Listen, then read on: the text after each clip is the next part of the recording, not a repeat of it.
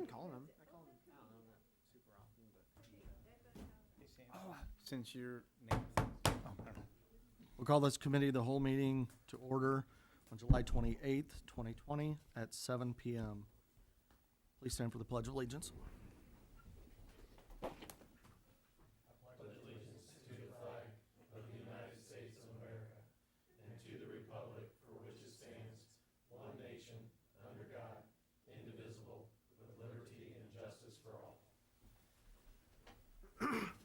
Before we go into public participation, I'm going to turn it over to Walt. He would like to recognize Russell Wright for 40 years of service with the city of Lincoln. How are you, Walt? Russell, could you come forward, please?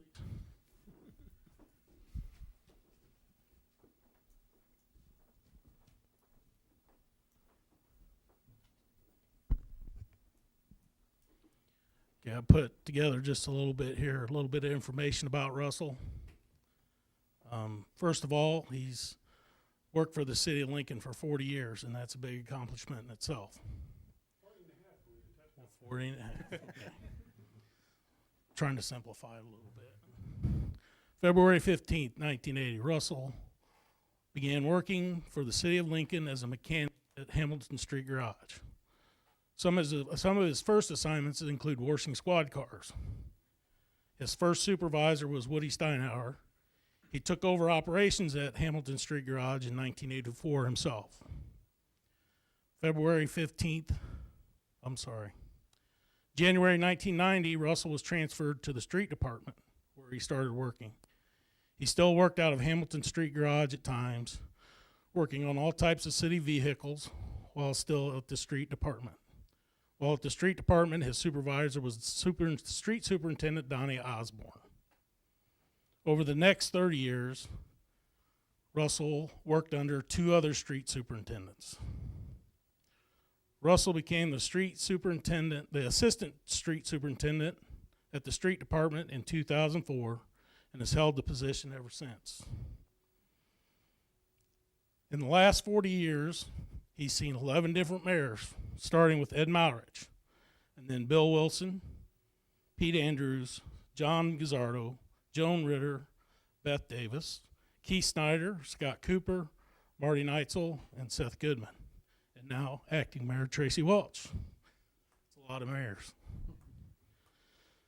When I became street superintendent 6.5 years ago, I was lucky to have Russell as an assistant superintendent to help acquaint myself with the different operations of the street department.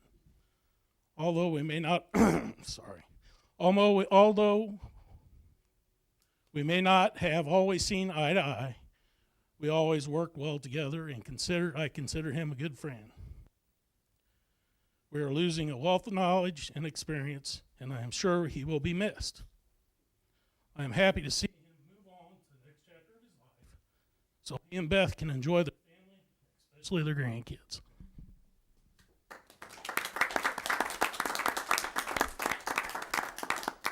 So in recognition of your 40 years of service, we have him a plaque.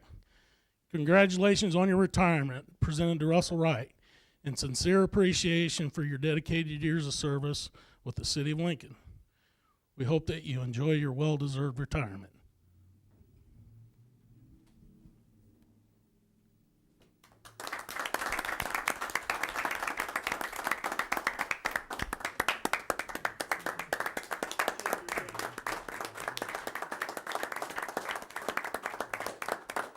It was our intentions to have a party for Russell Friday, but with the current situation, we decided to go ahead and postpone it.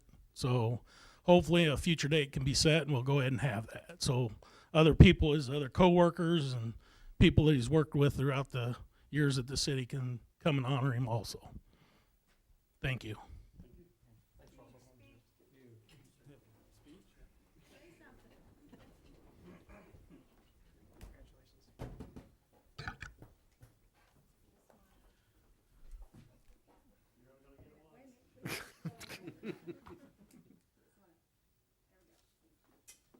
Quite an accomplishment. Thank you for your service, Russell. Next up is public participation, and first up is Wanda Lee Rolfs. Wanda? Yes, Yeah. we have an extra one now.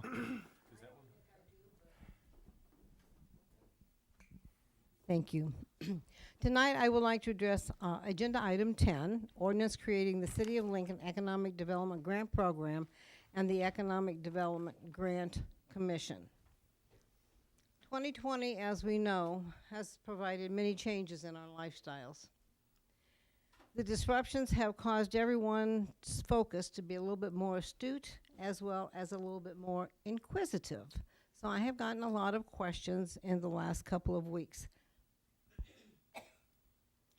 During budget time, we received a message from our city treasurer, and it was pretty loud and it was pretty clear. We need to be very conscientious in our spending because there most likely will be losses in revenue. Basically, it was, don't spend if you don't have to. Now we are faced with a mixed message. This means any communication that is contradictory, inconsistent, or unclear, especially in its motive or intent. So as a taxpayer, there are people who have asked, we're going to add another $60,000 to our budget this year when we've been told if you don't need to spend, don't. So what is the financial situation? We have had approximately $500,000 taken out of the general revenue fund over the last 6 years that went into what was supposed to be economic development, the TIF district. With this proposal, we will see $60,000 more added to that figure, as well as any money needed to make up for the TIF payment. Do we need to pull in the reins or don't we? That's a question. Are we supposed to pull in the reins or not? Is this action legal? 2 statements have been made to me. One was, government grants are not direct assistance to individuals. And the second was, simply put, a municipality cannot give public funds away. Is what is being presented legal or is it not legal? Can a municipality actually give an individual assistance? 3, has the process been accurately explained to those wishing to use taxpayer dollars? And I had a pretty lengthy conversation with about 5 people not long ago, within the last week. And it seemed like some of the questions that they were asking me, they were confused. They felt like the grant application that was online, which is the TIF grant application, was what they would be filling out. And I had to explain to them, no, the TIF grant went to one person. It was for $2.3 million approximately, depending on where you find it in the budgets, this, that, and the other. So this has nothing to do with the TIF fund. So they were they misunderstood or it was miscommunicated somehow. So I did get into some terminology with them to explain that. But if we have people that are not necessarily totally aware of what this program is, it's still out there because they're not. They are not sure exactly what they're doing. They think they're getting into the TIF district. And are we truly trying to make this a community endeavor? What do building owners think about the proposals? I've had some people say, well, you know, if you look back and I think I must have been really bored in 2014 because I have every district, every building downtown in a file at home, which I had kind of forgotten about, and it's got what their base was and how much they were valued at, and I've got it for 4 years. I followed it for 4 years. And many of those properties are selling for less than what they should because they have been devalued over time. So people are saying, aren't they already getting a break by buying the building at a lesser price? And then we turn around and want to give them more money for the structural. So there are people that feel like, well, you know, they've already gotten a break. So do they need to have another break? The perception is that these new prospective buyers know what they're buying knew when they were going to buy them what they were going to have to do, and therefore were willing, and some of those people that I talked to are willing to put in their own funds. And I was delighted. They have about as much passion for the downtown as some of our current business owners have.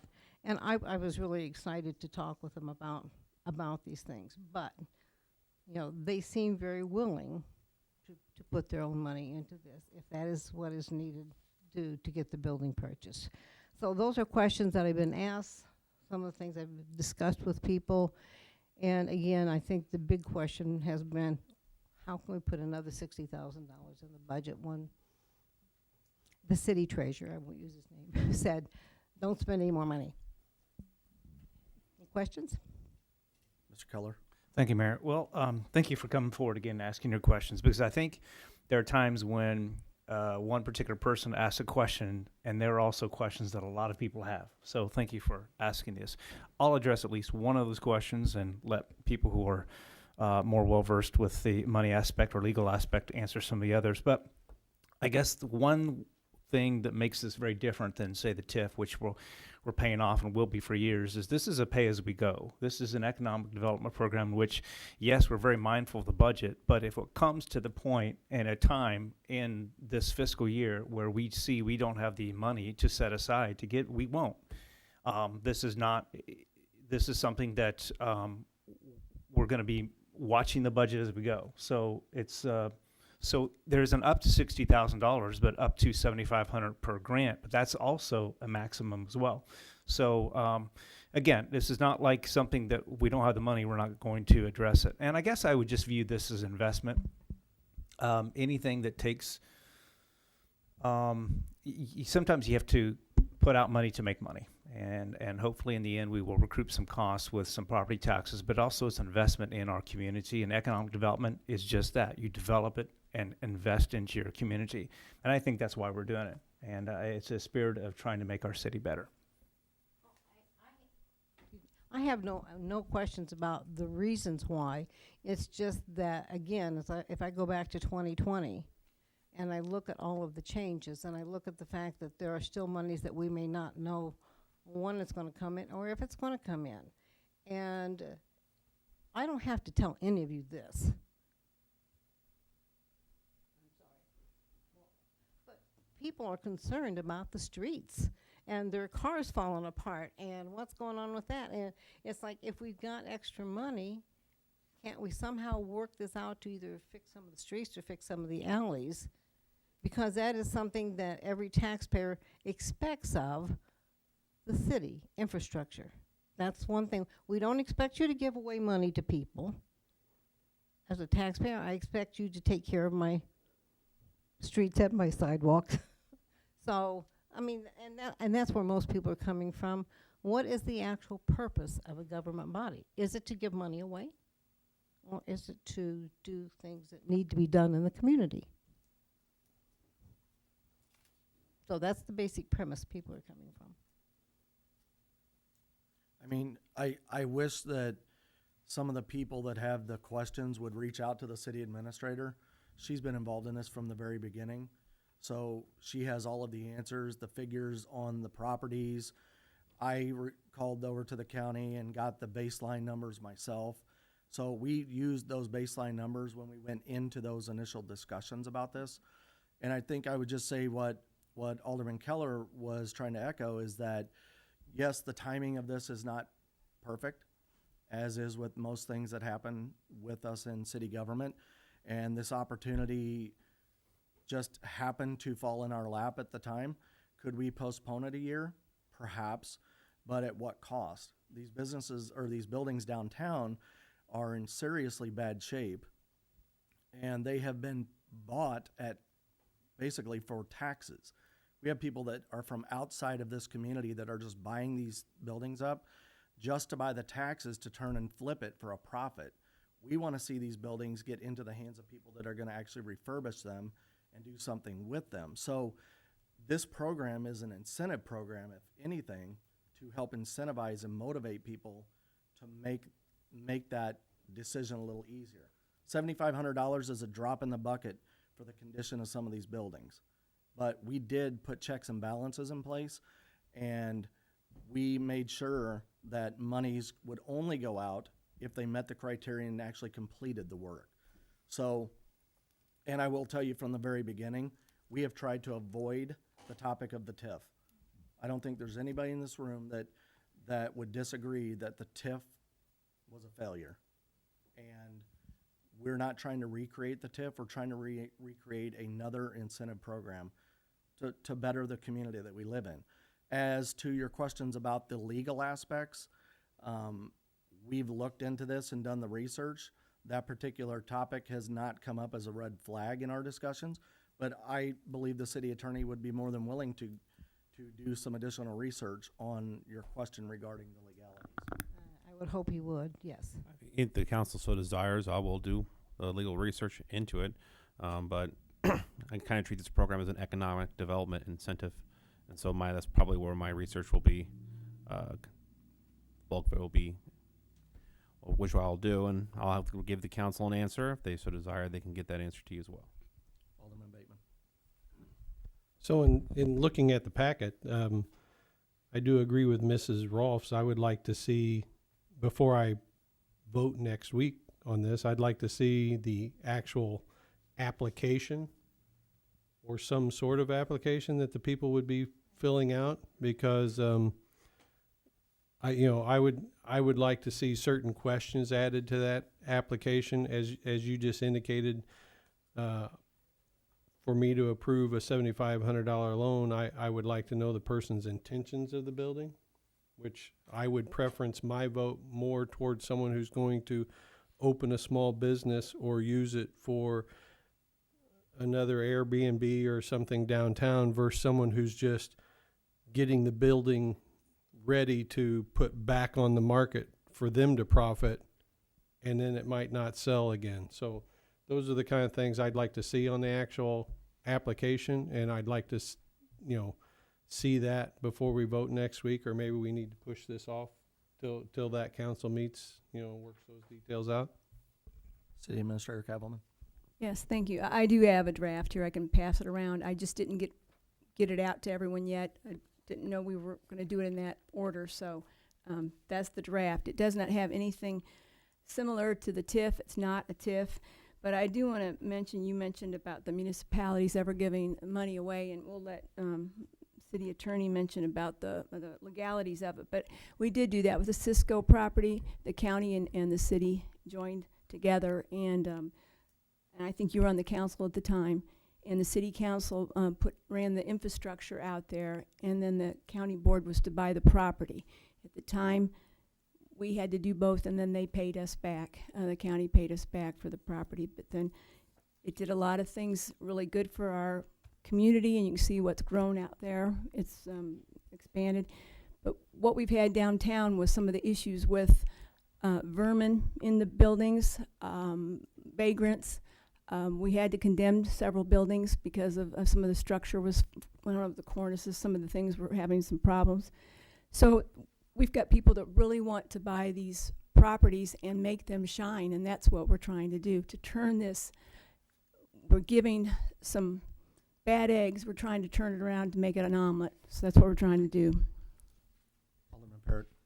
Yeah, I've heard, I think the last couple of weeks, there's some interested individuals in purchasing these buildings.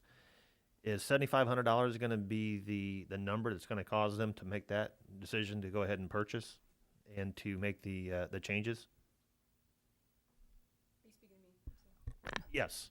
No, I think these people that want to do it, we've already, I think just in interest before we picked up on this, is that they have purchased, I think, 4 of the buildings, and they're moving into this era where they want to really do something, bring the historical edge back, and put some businesses in the downtown area. So these people are individuals that really want to do some good things for our community. So I guess that the question I would ask then is, did they bring this this topic up to you, or did you have this idea and then did they come to you? I mean, how did that all work? Because it seems like they knew about this prior to before I knew about it. Okay, it kind of intersected. I've had this thought for a long time that I wanted to do something with the downtown. Wanda, when she left it really beautiful. A lot of wonderful things down there we had going on. You did. And then it was gone. And so then the buildings that have been deteriorated or purchased and then leaving buildings without roofs and things like that sitting, we just had to do something. So at the same time, there was a broker in town in the city that was selling these individual properties, working with some owners and trying to work with the taxes, and we just kind of coincide, and we just somehow found each other. I had one question from someone who did own one of the pieces of property downtown, and they called me, and I just kind of put the cogs together, and so then I contacted her, and we started talking about it, and then we shared it with the mayor. Steve, I think that my opinion on that question of yours is that the individuals who had the interest in purchasing the properties have not been involved in any way, shape, or form with the development of this program. They don't even know about the program unless they've heard it through word of mouth or what we've been talking about. The desire for them to buy those buildings prompted discussions between the city administrator and this other individual, and they said, you know what, this could be a good idea. And then they pulled in several people, myself and the treasurer, the city attorney, Alderman Keller was there, and we talked about it and thought it might be a viable solution to some of the struggles we're seeing in downtown. And so we put this together and presented it to the council. If the council doesn't want to move forward with this, that's the council's prerogative to do so. But the intention is to just better the community, not pad the pockets of anybody or give preferential treatment or give city money away. It's to help the city grow and start to thrive again. Beth? I'll keep this short. I just wanted to mention that Wes Woodhull, our building and zoning inspector, played a big part in this too, as well as providing us information of certain properties that really, really need some help. So, and on the sequence of events, going back to Mr. Bateman's question about the application, the at least discussions with that group of people was that we would have the discussion presented to the council, ask the council if they wanted to add the money through appropriations, which the council approved, and then form the commission, and then allow the commission to take the draft application, the guidelines, put the details to that, and then bring it back to the council for the council to give its approval before any applications were to be taken or consideration to be given. So the intention of the vote was simply to get the commission formed. If you would like the city attorney to do the appropriate research that he has agreed to do so before we vote on this, then I would say he could do that between now and next week. And Beth can provide you a copy of the draft. And then if we need to pull it from the agenda, we can. Or you guys can hold off for a couple more weeks. It's up to you.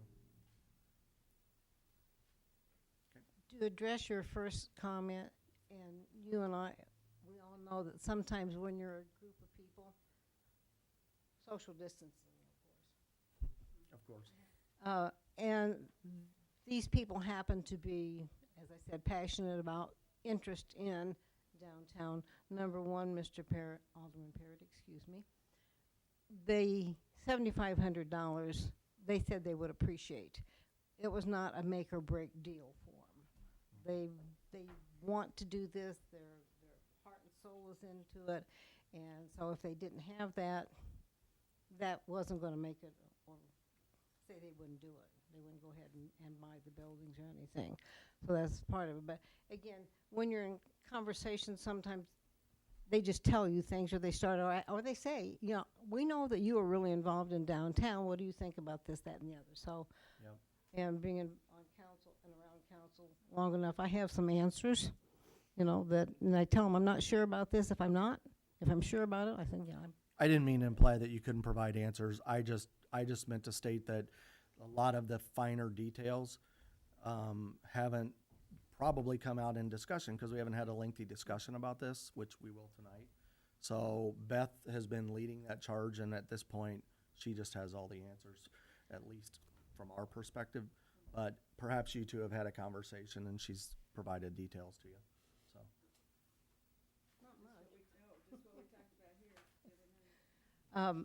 And you know, when I look at this whole thing also, I have to go back a number of years. Because one of my very first meetings was over the Art Institute building, and that was way back when not much had been done to it, and there was Pete Ross, I think, was the individual that was in there at that time, and he had someone who wanted to purchase the building, and they were going to put a restaurant in it and do the floors upstairs and turn them into some living, some visiting if they were touring and staying there, and have a gift shop. And so Pete and I met with the fire chief at that time, and basically Pete was told, tell your contact person they can't do it because the water main is much too small. It was like 6 inches, and you would need an 8-inch opening before you could do that with that building. So, you know, I go back to thinking in terms of what can a city do? What can they look at doing that isn't necessarily taking money out, but is providing a service, you know, that will help that person in what they have to do to their building? You know, can they get a tax break? Can there be something like that rather than the fact that we're handing them money? Just some thoughts, you know. I don't know, I haven't looked into this, but I just feel like sometimes we kind of look over the fact that, and it's kind of like I told him, I don't want you to take my taxpayer money, but if you want me to donate to your projects, I might say, here's $1,000, I'll help out. But that's different than somebody coming in, I am going to take more of your tax money. And that's just kind of something we've gotten a mindset to, I think. Mr. Conzo? Thank you, Mayor. Mrs. Rolfs, I think this is when you were on the council too. You know, there were a number of economic development incentives when Mayor Davis, or now Cavalman, then Mayor Davis, was in office, that involved things like intersection improvement and things of that sort. The money wasn't given to the developers who were opening the business, but it was still these were still rather large expenditures from the city, far greater than these, and they worked out well. And some of those were some tax incentives, which I think is a good idea too. But I think we have to kind of take these things in incremental steps, and I think thought that this was a good way to start it. It should be done in incremental That's steps. right. That's right. And this is no exception to that. And I think this is a starting point, and then maybe you look at other things, provided as, of course, the city can afford to do those things. But this is something we can do with a relatively small investment, and it could be that we won't even use the entire $60,000 in the first year. But that investment, according to what I listened to the last meeting, could be extended over a number of years. So we could get up to $300,000 has now been. So if we No. did $60,000 2021, another $20,000 61, Oh, I see what you mean. 21, 22, et cetera. You could, but they would have to be approved in each year's budget and appropriation to do that. It wouldn't automatically. And once you started a project, it's sometimes hard to stop. I know. But I mean, it's got to be funded on an annual basis. Is my point. Well, let's just not do something illegal. No.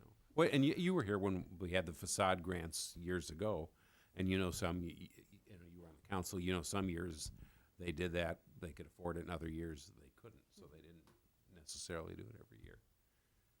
And this is very similar to that. Afford it right now. Pardon me? Okay, but you told us we couldn't afford it right now. I said you so. have to be very careful in what you spend. Any other questions? And I apologize for the amount of time I took up. Good discussion. Thank you, Ms. Rolfs. Okay, moving on to the next agenda item, number 4, the mayoral appointment to the Fire and Police Commission. Stacy Bacon with the resignation of Joe Hanning. So to give you guys a little background on this, all of the terms for the individuals that were on the Police and Fire Commission have expired. So I called all of the individuals, which was Joe Hanning, Marilyn Montgomery, and Christopher Herzog. Marilyn and Christopher have stated that they would like to continue. Joe had said that he's been doing it quite a while and he's reached his time and would like to step down. Joe and Marilyn both gave a recommendation for Stacy Bacon. As you know, she's a former alderwoman. I called her and she was very excited about the opportunity to serve on this commission. So I asked her if she would be willing to accept an appointment. She agreed. So with the council's consent, would like to appoint Stacy Bacon, reappoint Marilyn Montgomery and Christopher Herzog, but number 4 first, Stacy Bacon. Yes. Consent? Yeah. All three of them on consent? Sure. All fine with all three? Okay. Number 5 and 6, we'll put on the consent agenda also. The next item, number 7, is the approval to hire 2 new firefighters for the September Academy. Chief Donosky, would you like to speak to this one? Did you want me to read the memorandum? No. Just summarize. Summarize. When I took over back in May, we had already been attempting to bring staffing back up to the levels that they were back in 2003 when 3 firefighters were not replaced due to attrition or leaving for other departments. In 2003, we were running 1,370 calls a year. We're currently up to 2,691 calls a year, which went from 3.75 calls a year to 7.37 calls a year. And currently, we're ahead of the pace to even break that record. With COVID being around, the guys that are working on staff now have been working extra stressed hours, if you want to call it that, not knowing what they're going out on. We've had 2 incidences where we've had to send one of our firefighters to get tested for COVID. He came back negative. Another shift was exposed. They were off for 48 hours while the patient that they went out on was being tested. That came back negative, but that put us at a pickle because had that entire shift been exposed, we would have been exposed to an exorbitant overtime cost to fulfill the union contract and the minimum staffing each day. I'm asking for the 2 firefighters to be hired. I've been working on this since May of last year, like I said, so 15 months now. This year we came in, the numbers were put into the budget, minus the salaries and the insurance. I had a discussion with Mr. Conzo today. It's kind of not worded right in here.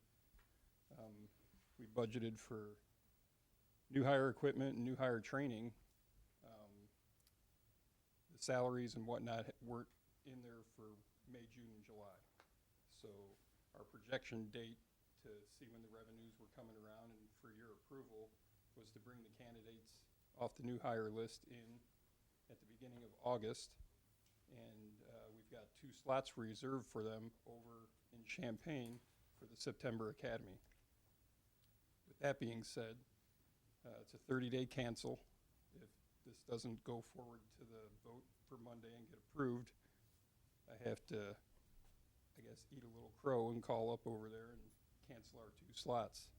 Next academy is going to be in January or February for the spring academy. Each year they only reserve so many slots for the academy, as Paul's ran into with his police academy. Since COVID came around, things have been backed up. There hasn't been the academies. They've had to shut down, cancel.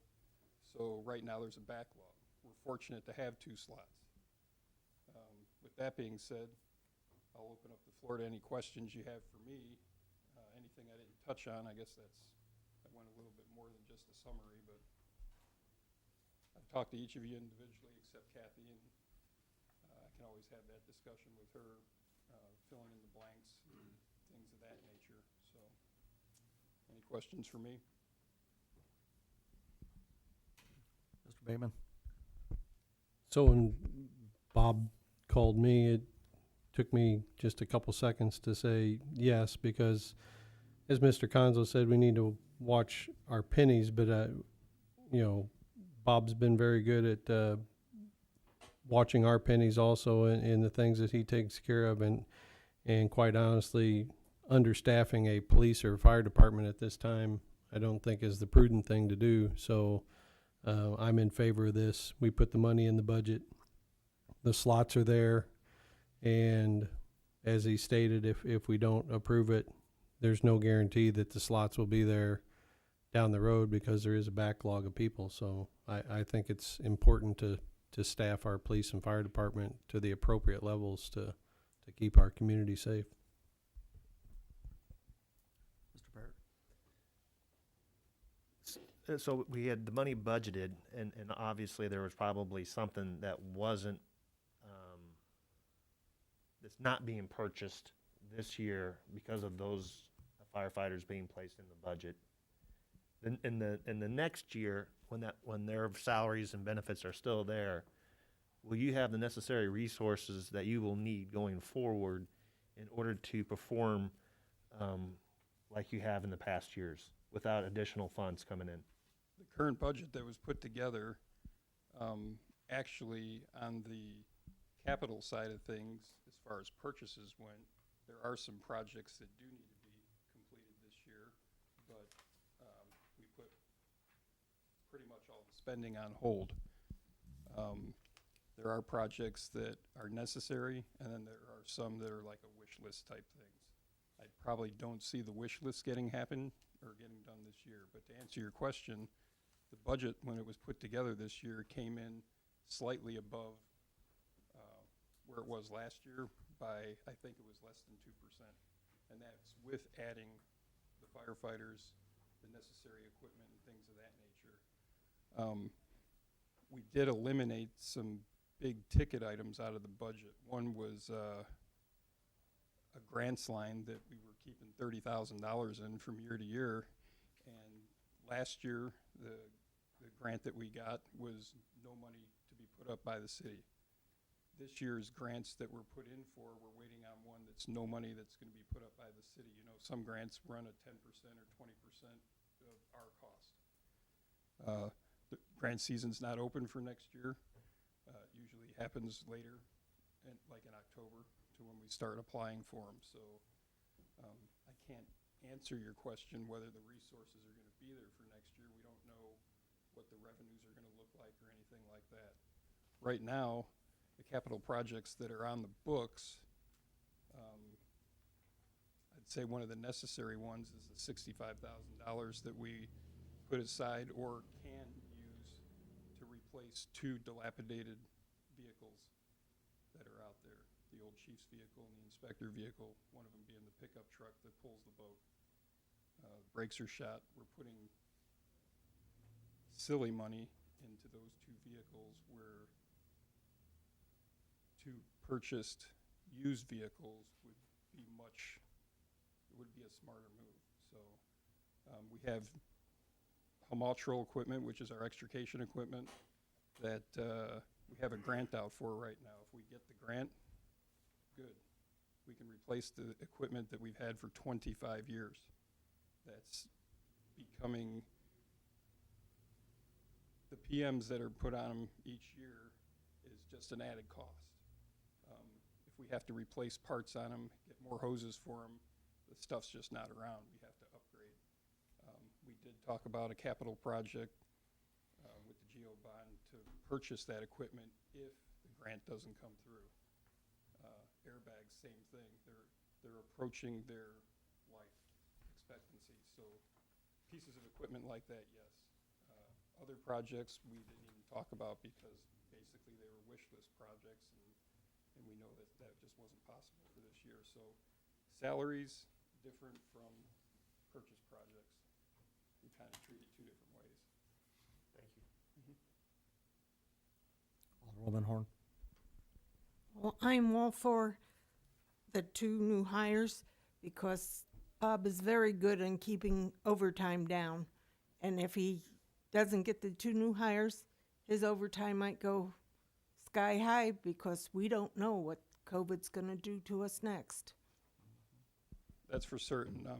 When we brought in Andy Kerrigan last year, he was one added addition, so he took our 3 6-man shifts and made one a 7-man shift.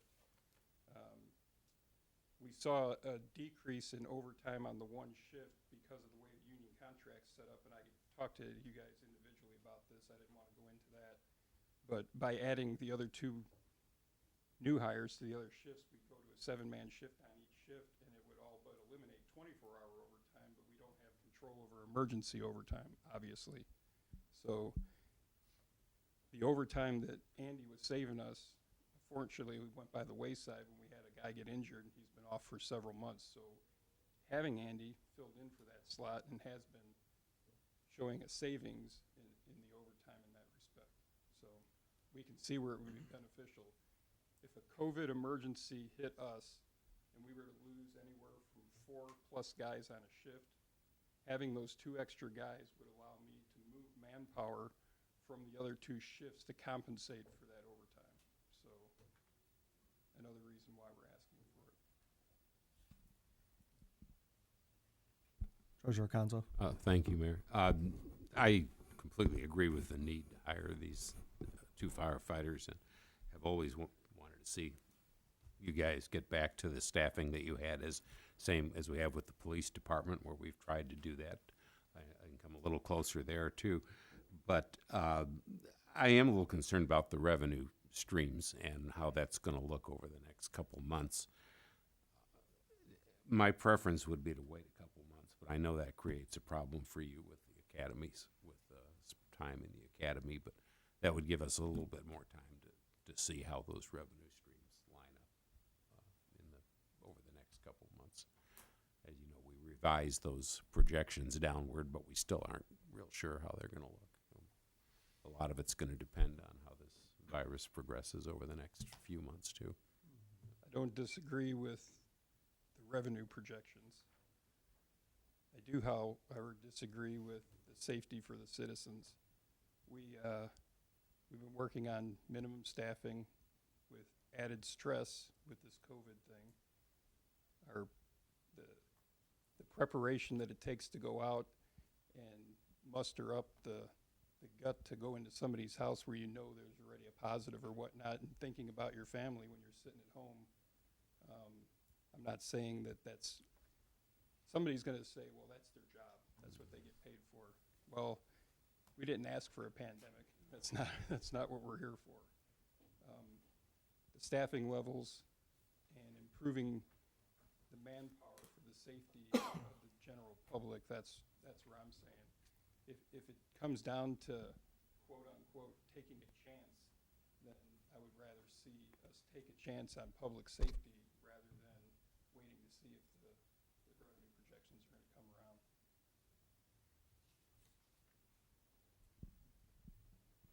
Put it on the agenda. Yeah, place on the regular agenda. Thank you. Thanks, Chief. Next item on the agenda is Crawford Murphy and Tilly invoice for professional services from May 30th, 2020 to June 30th, 2020 for the preliminary engineering services for the land acquisition for Fifth Street Road project. This is similar to the invoice that we received for the previous period for the same work. And this work has been completed, is my understanding, so I don't suspect we'll see another invoice for the land acquisition. Would you like to put this on the agenda? Yes. Regular agenda. Okay, regular agenda. Next item is Coffee Murphy and Tilly invoice for professional services from May 30th, 2020 to July 3rd, 2020 for the Lincoln wastewater treatment plant property boundary determination. Alderman Bateman. As stated previous, when Mr. Welch and I took on being the representatives for this, several meetings out there and trying to hold laptops and look at GIS mapping, clearly indicated we need to find out exactly where every single square inch property line is for that facility, including the adjacent properties, for that, property out there, because, you know, the amount of work that's gonna happen out there, we wanna make sure that we're absolutely within setback limits, property line and such. So it was very important. It was very eye-opening to the property lines that actually exist. So this is money very well spent, and now that it's completed, the city can rest assured on exactly where city-owned property for the sewage treatment plant is out there, and adjacent properties to it. Alderman Haneke. Yeah, thank you. Is this a continuation of the item we voted on and approved last time? Okay. So it's just the It was finishing up? actually just several properties, and it fell over to billing. I see. Okay. I don't even remember the number of properties. It was several. So as far as we know, this is the last of these or not? Yeah, far as I so as you were speaking, my statement actually on the previous one applies to the property boundary work. That one is complete. Parcel land acquisition for Fifth Street Road, there's some discussions that are in place for that one, and I think it's slowed down right now, but they're still working on some stuff, so more to come on that one. But this boundary determination, as Alderman Bateman said, they went out there, and remember, this was us trying to figure out how to get proper access to the plant for the CSO project that's actually kicking off. And so before we could make a determination on access, they had to go out there and know exactly what the boundaries were around that property for, I believe it's Ron's that sits out there. Ron's Towing, the home association out there, and other properties around it. It's just when you're looking at the GIS lines, they didn't quite meet up, so we had it professionally surveyed, so we know exactly where our boundaries are, because some of this project is going to be pretty close to the line, and then there's setback rules, so we just had to know exactly where our lines were. And you know, the old, I bought this property 30 years ago, and I think my lines over there wasn't going to cut it. So Yeah, and I think the value in this, number one, it helped us make that educated decision, but now there's no question as to where the condo association property is, where Ron's is, where ours is. GIS gets updated. If we have to do any more work out at the facility, then we won't have to do this. It'll already be done for us.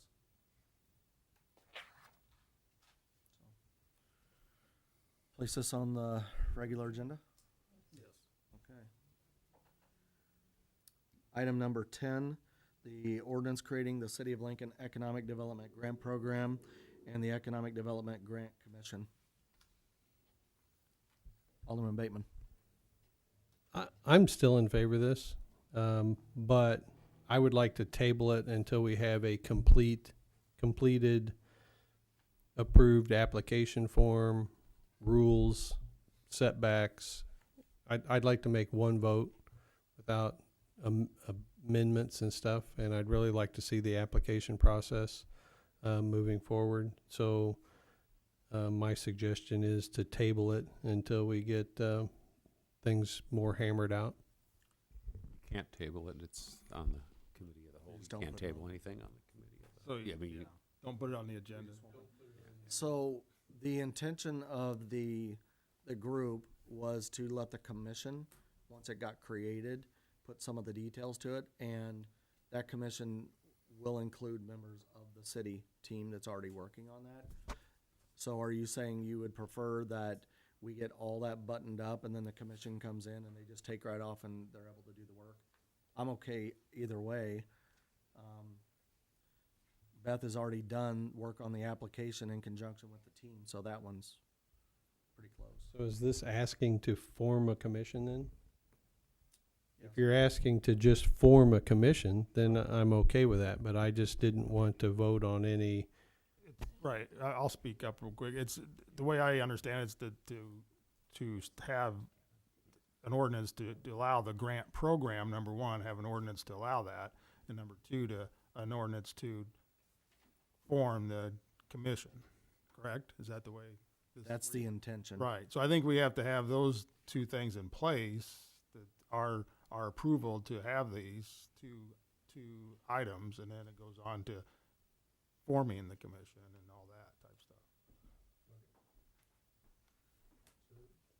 So, To be clear, this is just A,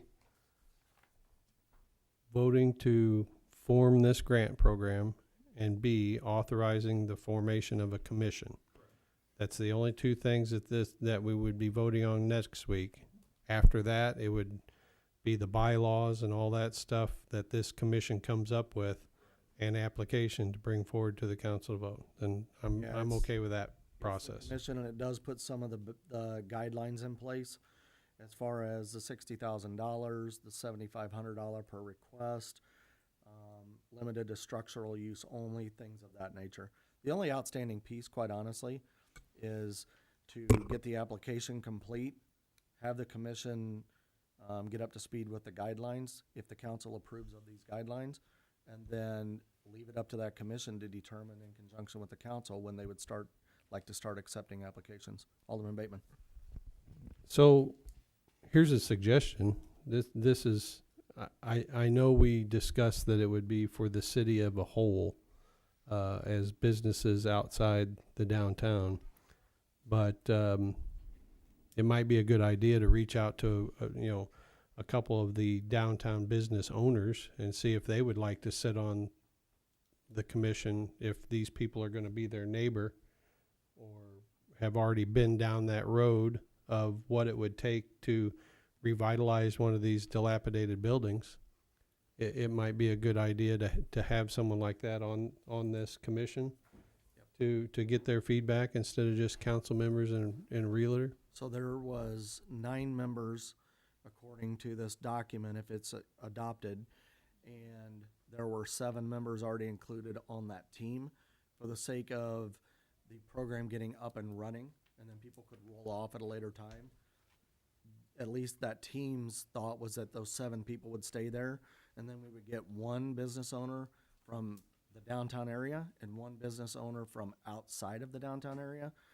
And we did have a couple names of people that we'd like to reach out to if the council approves the forming of the commission. Did you have something, Steve? Yeah, I was just gonna follow up, because you said team, and then we're talking about commission, and what's the procedure for, is the procedure for the council to approve people going on the commission? Yes. Okay, so you said the 7 people that are currently on the team, they're gonna stay on the team, but doesn't it have to get approved by this council? Yeah, so that's what our thought is. If this council decides to take a different direction on the appointments would be just like we did earlier with Police and Fire Commission. If Right, you that's what I guys was don't thinking. agree with that, then we can change that up. Can you list the 7 team members? I can, they were who we spoke with earlier. Myself was on there, Alderman Keller, the city administrator, Treasurer Conzo, City Attorney Hoblet, Wes, and then the realtor broker that Beth has been working with, Unnamed. Sonny Alexander.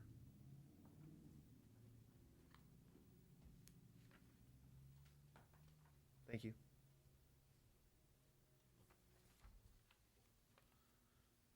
So what would the council like to do with this one? Regular agenda.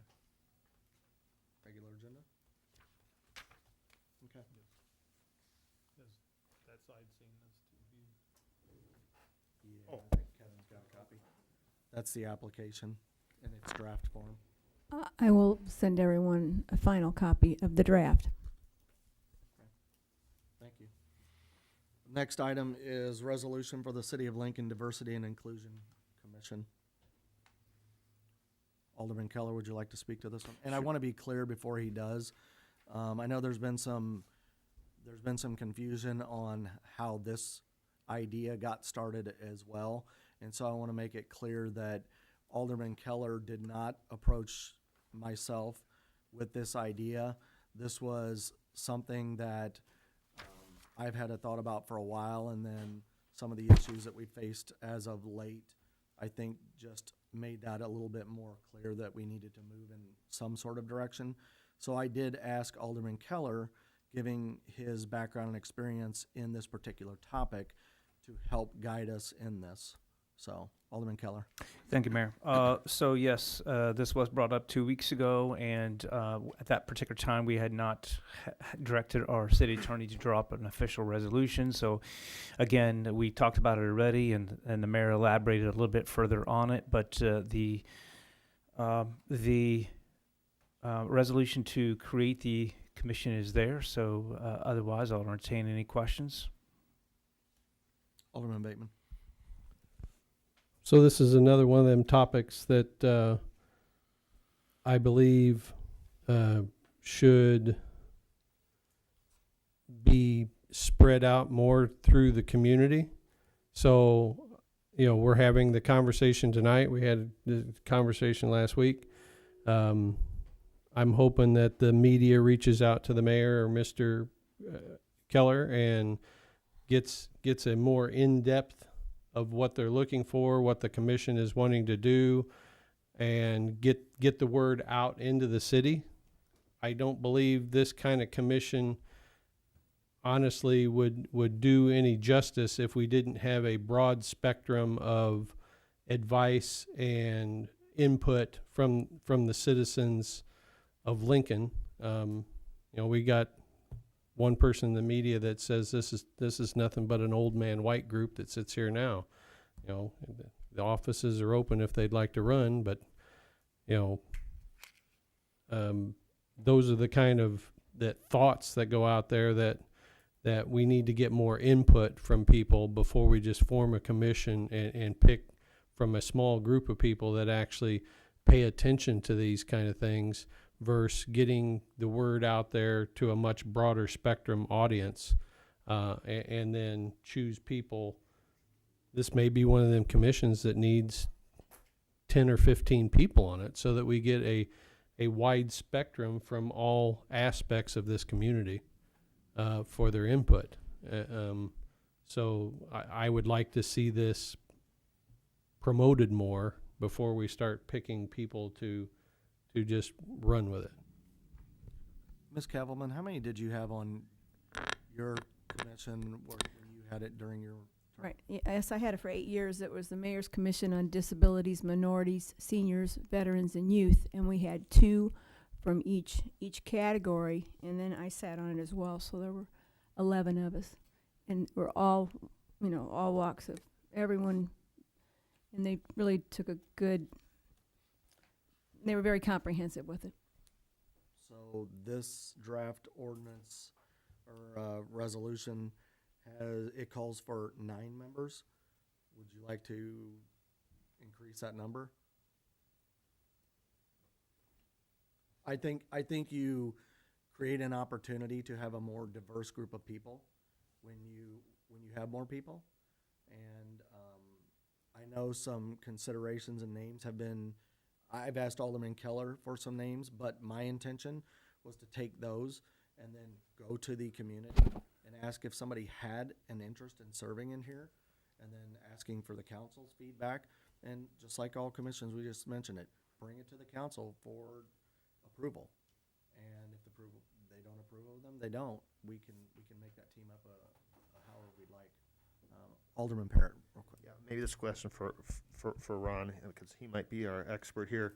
For diversity, in typical development of groups like this for a community, would they go around like percentages of different groups of people within the community? So, for example, if your community is 50% white, 50%, you know, or 25% Hispanic, 25% black, whatever, would a group try to reflect that type of diversity? Is that what we're trying to do here as well? Yeah, thank you. Sometimes that's the case. That wasn't my intention. And again, I did work as Mayor Welch said. He approached me, and we also got some input from Minister Cavalman and, of course, our attorney. But that's not our intention to represent exactly a particular demographic, because, as Alderman Bateman said, diversity can take many different forms. And certainly we've seen certain recent national events which precipitate, I think, a need for some diversity awareness, even in small towns. But we also are aware that diversity can take the many forms that Administrator Calvelman mentioned when the commission previously formed. So I don't think it's our intention to have a particular proportion to a particular population group or demographic group. I just want us to become, just our purpose to become a city that is a small town but doesn't represent, as if we can just say it politically incorrect, the white male dominated city. We need to have the awareness that we want to grow and we want to be inclusive. And that's the only way we can grow, is to be more inclusive. So that's our purpose. It's a good question, though. Alderman Bateman. So just off the top of my head here, I would like to see no less than 12. I think there should be only one city official, possibly somebody from law enforcement, somebody from education, and then a nice melting pot of people from all walks of life, so that we can get perspectives from every aspect of this community and listen to the needs of every aspect in this community, so that we coincide and come together in a cohesive manner with suggestions of moving forward to how we can do things better. Alderman Keller. Yeah, thank you, Mayor. I certainly don't disagree with that. In fact, I chose 9 when I drafted this because that's the number of many of our commissions. We have 9 members. I think there are times that it's very difficult to find members to form commissions because, unfortunately, people aren't as engaged as they need to be. I don't think we would have a trouble filling spots on this commission, so I don't have any opposition to increasing that number of 9 to 12 or whatever. That would be fine by me.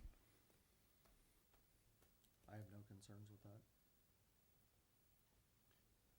So then, City Attorney Hoblit, can we modify this from 9 to state 12 members? Yes, I can have that ready for the council. If the council chooses to vote on this on the upcoming regular meeting. Thank you, sir. So would you like to put this on the agenda? Yes. Okay, regular agenda. Next item up is the ordinance amending the City of Lincoln's animal control provisions to allow poultry. Alderman Keller. Thank you, Mayor. So we, of course, have talked about this quite a bit. I think we've talked about this longer than the average life expectancy of a chicken. So I think last time we talked about this, we did have some concerns, which are very valid concerns, which we went back and talked to Westwood Hall, did some research, as well as our city attorney did some research to try to determine some of the answers to some of the questions we had, particularly with permitting the loose chickens and things of this nature. So it's in the packet, but I draw your attention to Exhibit A under the new ordinance, proposed ordinance 6-2-33 poultry. Letter B would be the permits. This is there were some questions about the permitting, the cost, as well as the inspection, and the way we have this now, the permitting fee is $25, but that is subject to yearly inspection, and so in order to be renewed, they would have to be inspected by our Building Safety Officer, Mr. Woodhall. There are penalties now attached for chickens at large, and the penalties that you have there are the same numbers that there are for dogs at large, if I'm correct, Attorney Hoblit, if you want to address further. The fines that are in there are for the old dog at large. I didn't know what the council wanted to do, but given the fact that this was a new ordinance, if they wanted to test the waters and keep the fines low, so I put the lower of the two. But we did amend that to, I believe, reflect a higher fine recently.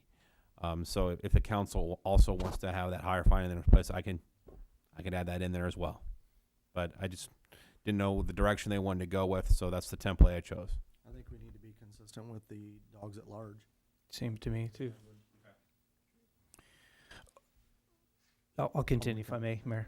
So again, the the issue of animals at large, I want to address that for just a minute because I think we did talk about this 2 weeks ago. But the animal control, Logan County Animal Control, this would not be under their jurisdiction if an animal is loose. This would be city directed, so it would be our.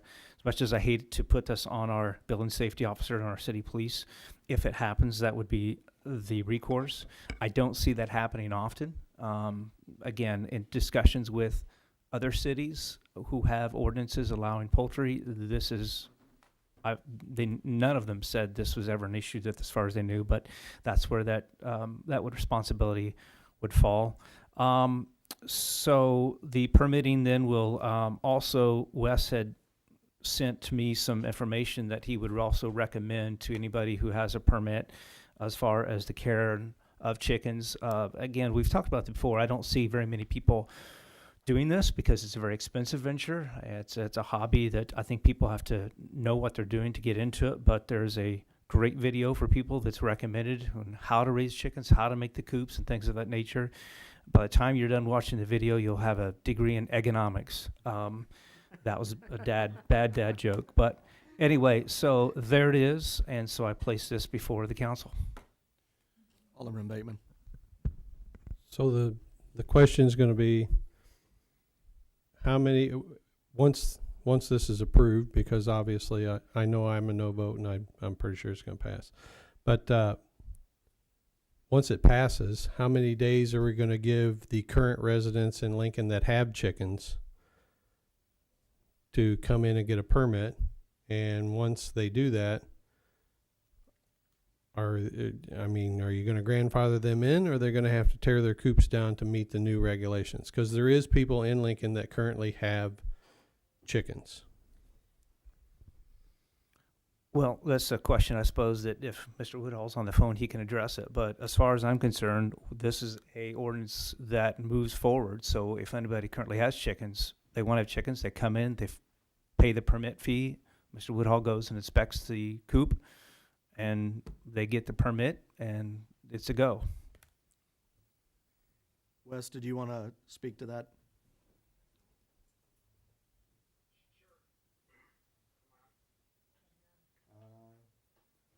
Yes, you're on, but the audio's not going to the TV.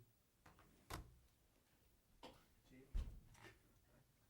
There was a saying I need to bring it back. Yeah.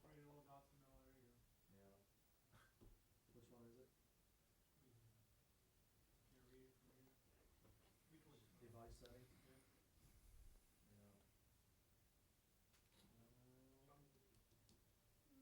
Yeah, we're working on it. Sorry. Main speakers, isn't it? Yeah. Okay, you're on. You hear me now? Go ahead. Okay, I guess basically, I don't know about the time frame as far as, potential people having chickens in town already. So I guess that would be something that we need to decide now or by next Monday, as far as, if we get reports of chickens, we go after them like we normally would. They're not allowed as of today. So a lot of the people basically have them hidden or don't. The neighbors don't care. We don't get complaints about them. We don't see them. We don't know that they're there. So if we need to have a 30, 60 day sort of concept of, you need to get your permits and get your coops up to our new specs, that sort of concept, I guess that's up to the council or myself, whoever, to decide on and then approve it. But other than that, I'll do whatever is asked. So I've spent a lot of time with Mr. Keller about this. I don't have a problem doing whatever's asked, so we'll get it figured out one way or the other. I do agree that I don't think it's going to be a mad rush of chickens running loose through the town. I'll do whatever's necessary to make sure they're not. That is up in the air on how we're going to do that, but if nothing more than a long-handled dip net or something, we'll figure it out one way or the other. But like I said, as far as when you have to start the permitting and approval process. It's kind of like we need to know who has them currently illegally and move from there, I suppose. Ms. Cavalman? So you're talking about possibly giving them amnesty if they'll come forward and get registered? Did you hear her, Wes? Yeah, I mean, I don't like the concept of grandfather clause. I think it's just not a good concept. It's been like this forever, blah, blah, blah. I'm not in favor of that in any way, shape, or form. So if you have them right now and you're not already on our radar, then hopefully we will be. It's not, I mean, it's a backyard hobby. There's a lot of things that need to go into it, and if not for the health and safety of the neighbors and the general public, also yourself and the chickens for that matter. So we just want to make sure, this hobby is regulated within reason. So I'm happy to do whatever is necessary to make sure that people, again, are happy, but at the same time healthy with their situations.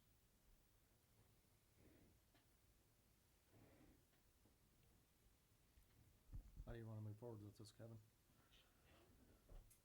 Would you prefer a grandfather clause?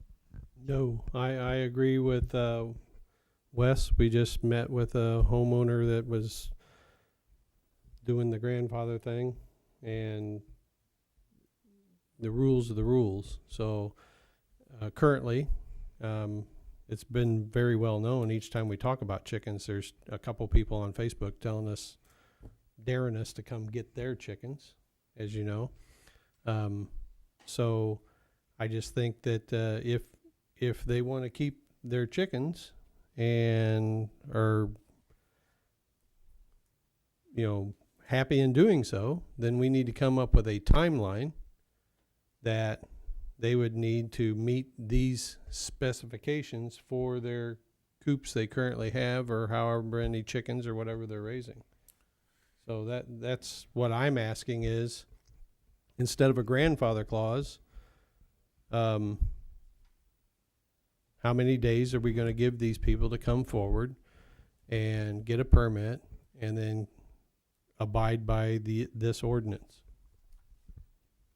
Alderman Hoeneke. I guess question for Mr. Hoblet. I mean, could we not date this ordinance effective September 1st or September 15th or October 1st? I mean, that way, that would be the time frame. Well, we could also, there's a number of ways that this could be dealt with. There could be a paragraph added within the top portion of what an additional whereas, and an additional statement maybe down below in the actual part that gets passed that indicates that the city acknowledges there might be some people that have illicitly had their own chicken coops, so to speak, or their chicken program, or whatever you want to call it, within their own yards at this juncture, and that they will have 30 days, because the legal community seems to like 30 days, to essentially come in, get the appropriate permit and application, and fill it out, turn it in, and with the appropriate inspection to be done thereafter.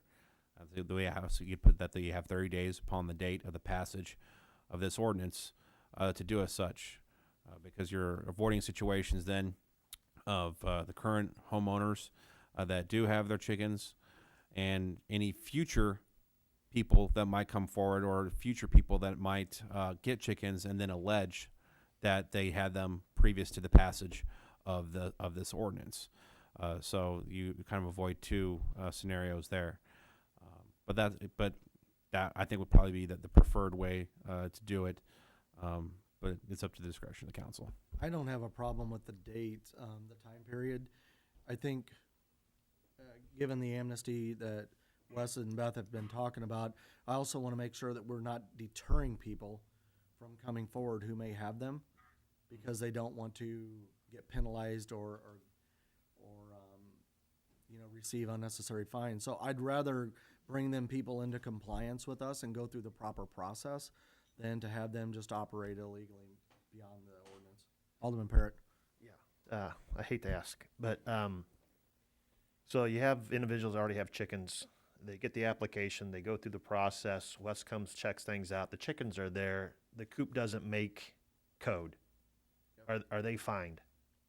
I would imagine Wes can speak up, but I imagine he would give them time to become compliant and then do a reinspection. Wes, is that accurate? Yeah, I agree completely. I think, unfortunately, some people I have chickens, I throw them in my backyard. We're putting these regulations together so anybody and everybody can enjoy this hobby, so to speak. But I don't see any reason to fine them or do any of that sort of stuff right away. Just say, hey, I'm happy to work with them. Let's get a proper setup together for these chickens, for your neighbors, for everybody else around you. I think certainly and that's a daily occurrence. We work with people on a regular basis. Hey, I'm trying to do the right thing. Can you give me time? Absolutely. As long as you're making progress, I'm more than happy to work with them. So I think you show me what you got. Here's our regulations. Let's work to get them, law abiding, so to speak. Alderman Bateman? And that's my whole premise. I'm not saying knock on the door and say, hey, we passed this last night, you're illegal, here's your fine. I'm saying the people that currently have chickens, reach out to them. Here's the new process. If they're coop or enclosure, or like Wes said, we know there's people that's just letting them run around the backyards. You're going to that's why I said, are we going to do 30, 60, 90? There needs to be, and what I'm saying is there needs to be a finite number where they don't just keep saying, yeah, I'm working on it. Yeah, I'm working on it. Yeah, I'm working on it. I would say contact the permitting office within 30 days of passage of the ordinance to receive a permit and begin the process. I think that's... Yeah, if Wes goes out there and they have no coop whatsoever, he should give them, say, okay, I'll be back in 30 days or 60 days, and it better be compliant, and then once he sets that finite date, at that point, the fine is issued, because let's face it, that's how people operate. They'll go, oh, well, my aunt got sick and I went here. Okay, but the rules are the rules. You get pulled over for speeding and you say, hey, I got to hurry home. My ice cream's melting. That's not an excuse. Let's have a finite date, come up with a number, and that's the day they have to be compliant. So, John, can we add a whereas clause that stipulates 30 days?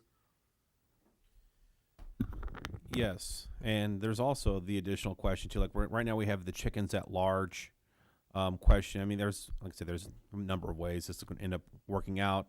I mean, this is something new if passed, and so obviously it will have to be changed as time goes on, as we become more knowledgeable as to how this works. But if Wes does go out there and they are not in compliance, the fine, what is that fine? Because I think right now I have chickens at large. If they're not permitting, then they lose the permit. So allegedly they will lose the chickens at that juncture. So at that point, or if Wes is going to issue a fine, we should probably figure out as to what that fine would be. What is the ramification? What is Wes essentially doing, and what power or authority does he have to do that? So that's what we discussed earlier by way of bringing it in compliance with dogs at large, correct? Right. But are you gonna say then if they go in and for the permit process, let's say the coop is in a dilapidated condition, would that be the same fine then for the chickens at large? Would that be the fine that would be assessed against them? That's the question I have.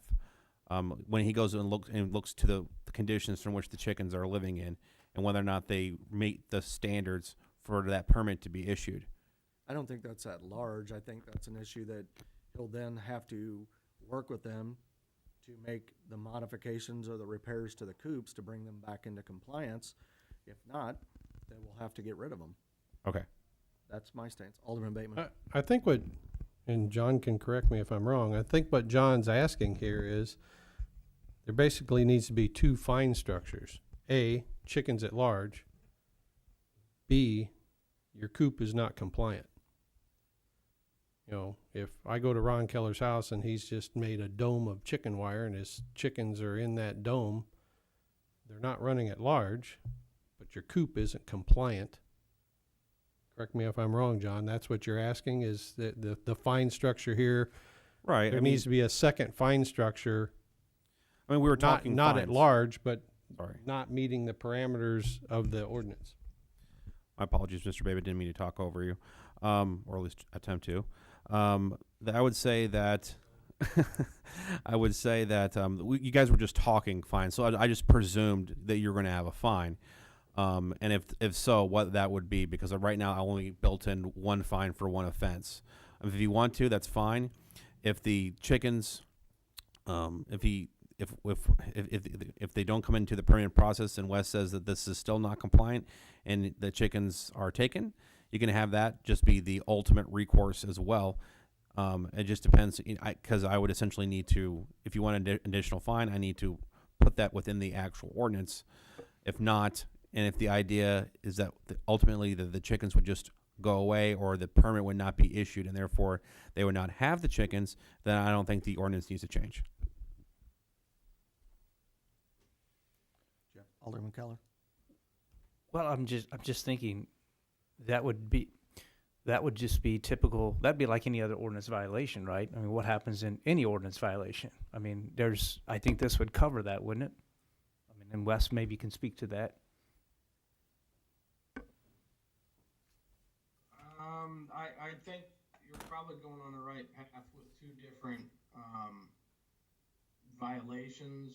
One, the animal at large, and two, the concept of you not being compliant with moving your derelict vehicle off the lawn, that sort of thing, whatever it may be.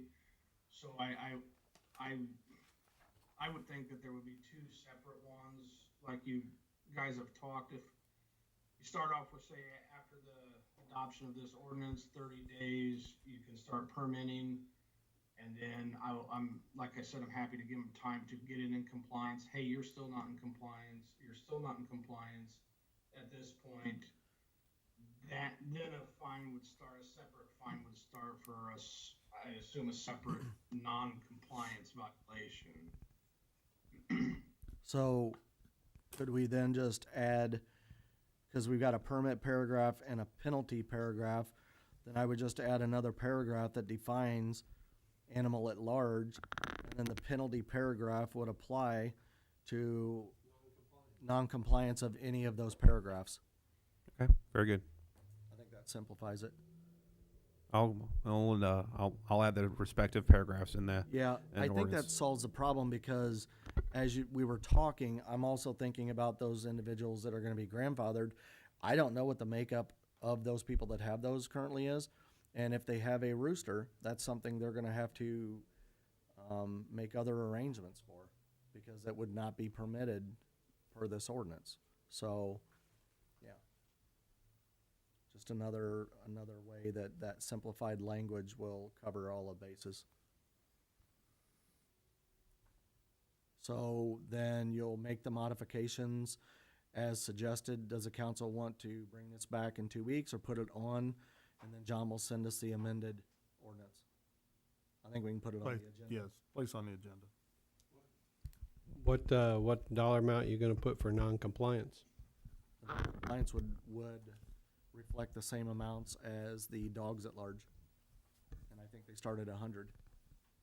What is that structure against? It's 100 and It does start at 100, and then it climbs in $100 increments until there is a maximum of a fine, I believe, at 500.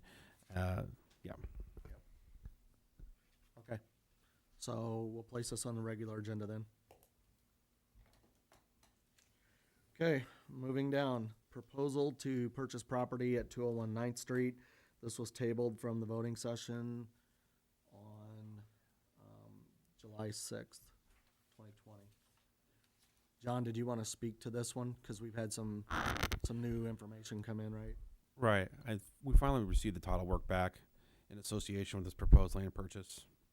Title work was pretty bare bones in regards to any liens or legal description in regards to that. There was one lien on the property. It looks like it was Department of Children and Family Services at some point in time in the past. I can only speculate. Usually when you see something like that, it's usually for unpaid child support or something of that nature. So there is a lien. I'm not aware of how much that lien is, but this property is subject to, I believe, a tax sale, at least alleged tax sale coming up. I believe there's been multiple years from which this property has just been languished, and that was before there was a demo, I believe.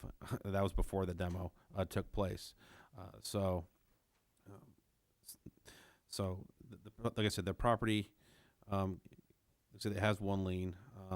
I think the city can move forward if they so desire to. But again, I had to decipher as to how much that exact lien amount is. I think the lien would go in regards to would not stick with the tax sale. But that's something I also need to look into as well, because it is from a state agency. So do we need 2 more weeks to bring this back to the town? Time to free the. I understand that this has been on the agenda for a little bit, and we just kind of been tabling it. But kind of, yeah, we would need to do it again, pretty much. Okay. It'll stay tabled, then we'll bring it back in 2 weeks. Okay, number 14, the Lincoln Salvation Army request for a covered/enclosed parking area for its emergency disaster vehicle. City, Bob, do you want to talk about this? Beth, do you want to talk about this? I think you got contacted by Rachel from Salvation Army. You got the microphone, Chief. Thanks. Beth and I both got contacted by Rachel from the Salvation Army, as well as Kendall over at EMA. And I believe he's talking to Sheriff Landers for a solution to their good problem. They're getting an emergency disaster vehicle through some type of grant program. And it's a Salvation Army truck for disasters like you see going around. It'd be an excellent resource for Logan County to have one right here at home, but they don't have a place to store it. So she contacted all these agencies looking for a solution to their problem, whether the city or the county or somebody has a piece of property that they could rent or purchase or what have you that would be a covered building type thing to store the vehicle that they would have 24 hours access to in case of an emergency. So they were asking for us to brainstorm and possibly come up with an idea. And like I said, as is EMA and the sheriff. Pretty much it. So any thoughts as to where we could house this if we desired to help them? The only property, I spoke with Bob about this, the only property that I could think of was the Kickapoo Street Garage. But as we know, it's not in great condition, and if we were going to allow them to put it in there, even if they had insurance and provided that, there's no guarantee that it protects them from all the elements. The roof has issues, and it doesn't have electricity. There's no power over there. There's no running water. I mean, that's not a solution. It's close to their property, but it's not a solution for them, I don't believe. You'd have to look elsewhere. So then, do you want to talk with the department heads and come up with an idea and possibly consult with any of the aldermen that would possibly have a suggestion and bring that back to the council? After brainstorming, the city doesn't have said properties that they can get into. We may have to go out to the general public to see if they have any properties with an open garage or things of that nature, or see if EMA and Sheriff Landers come up with an idea too. So. Okay. Alderman Bateman. Has anybody reached out to the Logan County Fairgrounds to see if they would have a place or offer up property where if the Salvation Army built their own little garage to put it on? I mean, those, I think right now they don't have funding to build something. well, the expo what I'm getting at is the expo buildings sit empty nearly all but 1 week a year. Farmers market doesn't use them all. So that's a suggestion there. The livestock buildings, a lot of those are empty except for during race season, but it's still the ones on the west side, down where the lambs and stuff are, those are usually empty even during race season. So, and Mr. Mosky's always easy to work with. So that might be something that they could reach out to the Logan County Fair Board to I can short term till we can Rachel's find a long listening term. tonight, then I'll just contact her in the morning and suggest that to her, that she can. I mean, it may be a short term option, but at least it's an option till a long term option can be I forget found. what she said. I think the vehicle's coming here within a month or two. Yeah, I know it was quick. I can't remember. There's no fair this year, of course, so. Right. But we'll make that suggestion to her, sure. Thank you, Chief. Under announcements, we have an item that didn't make it onto the agenda due to the timing with the Civil Service Commission and some of those actions. So Walt would like to talk about the approval of filling a new hire position. Walt? Yes, with Russell leaving, that leaves us an open position. So what we'd like to do is go ahead and hire a new labor employee to replace him. So that we're looking for approval to do that replacement. So no increased cost. It's not a new position. It's just a fill of it. It'll actually be a savings. I'd put it on the agenda. Regular agenda? Okay. Walt, can you do me a favor and put a memorandum together on that one too for the packet? Just in case anybody who reads the packet would like some more of the details. Yes, sir. Thank you. I have one other announcement. The City of Lincoln, the officials, department heads, whoever would like to attend, has been invited to a ceremony that takes place on Thursday at 6 p.m. There are a number of individuals who have pooled their money together, and they have a billboard that will simply have the message on it, "Hate's not welcome in our community." It is going to be placed at the corner of the fairgrounds next to Habitat for Humanity and Woodlawn on that corner. So the ceremony will take place inside the fairgrounds at this time. I think they've moved it inside the fairgrounds. And so if you would like to attend, please do. They would like you to attend if you could. Alderman Parrott. I think there's still a boil order in effect. Yes. 36 hours is what I heard last. Yeah, so tomorrow evening sometime we should be good to go. Yeah, they had I got a call from Gabe this morning. They had a technical issue which put the levels beyond the level of safe. And so they're running tests, so it'll be 36 hours. Yeah. Okay, any other announcements? Ms. Bateman. I just wanted to let everybody know Illinois American Water is gotten the go-ahead to start shutting off water as of September 1st. So per the city ordinance, if your sewer bill is 90 days or out, we can shut your water off. We will do the normal procedure that we always do when it comes to shutting the water off. In the bills that will be mailed out on Friday will be a letter to those people that are in the serious range of getting their water shut off. So it's gone since the COVID started. They haven't been able to shut any water off. So all these people have been saved in that respect. So it's just a heads up that we will be starting to have the water shut off as of September 1st. Ms. Kavelman, did you have something? Yes, I wanted to announce that we've been receiving more information about grants that are being available for from federal and state entities. And so any business owners that would like to take advantage of that or even see if they qualify, if they would please get on www.gpcovid.com or https://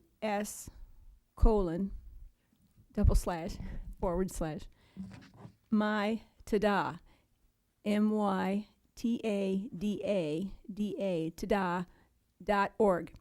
and then follow the instructions, and I'll be glad to help you if you have any questions. But it's really worthwhile seeing if you do qualify.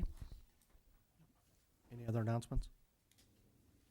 Okay, motion to adjourn. Motion to adjourn. Alderman Keller made the motion. Alderwoman Horn second. All in favor? Aye. Aye. All opposed? Meeting is adjourned at 8:35.